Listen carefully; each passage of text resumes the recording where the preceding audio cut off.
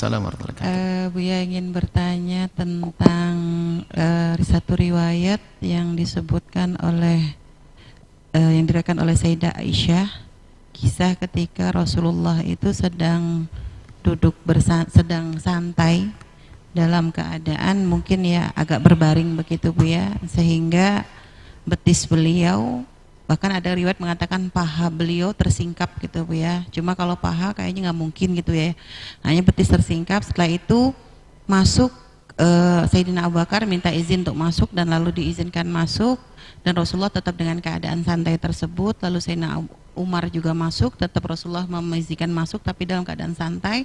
Lalu akhirnya ada Sayyidina Utsman pun ingin masuk, maka saat itu Rasulullah lalu langsung memindah posisi sehingga duduk, dan langsung beliau tuh menutup kain yang tersingkap tadi Bu ya.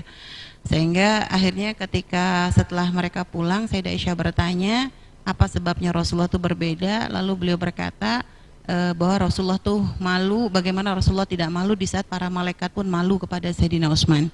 Yang ingin kami tanyakan Bu ya, apakah maksudnya keutamaan sifat malu Sayyidina Utsman itu apakah memang tidak dimiliki oleh Sayyidina Abu Bakar, Sayyidina Umar, atau karena memang ada perbedaan dari sikap Rasulullah?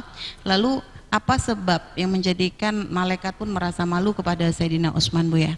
Baik, Masya Allah. Ada namanya manaqib. Imam Bukhari sendiri juga menyebutkan dalam kitab beliau tentang manaqib. Manaqib itu adalah tentang cerita, tentang kelebihan-kelebihan dari fadail. Fadail tentang para sahabat Nabi SAW. Dan yang harus kita fahami bahwasanya di saat disebutkan keutamaan salah satu sahabat Nabi, bukan berarti yang lainnya tidak punya. Hanya dalam hal ini beliau menonjol. Di saat Sayyidina Abu Bakar digelari As-Siddiq, apakah yang lainnya tidak menjadi As-Siddiq? Digelari As-Siddiq.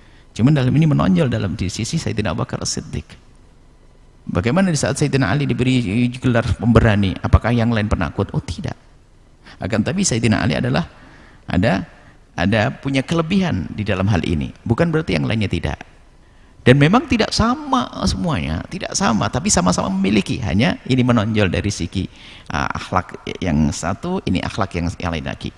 Begitu Sayyidina Utsman ibn Affan.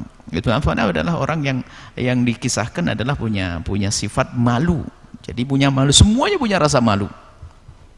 Punya rasa malu yang tinggi. Dan sifat-sifat ini adalah, makanya kalau kita itu malu kepada Allah, malu melakukan keharaman, malu melakukan maksiatan, maka dibahasakan ya kalau kita mendekat kepada Allah, Allah mendekat kepada kita. Artinya apa? Allah pun juga malu, bukan berarti malunya Allah itu malu, maksudnya tidak akan menyiksa kita, tidak akan menghukum kita, dan seterusnya.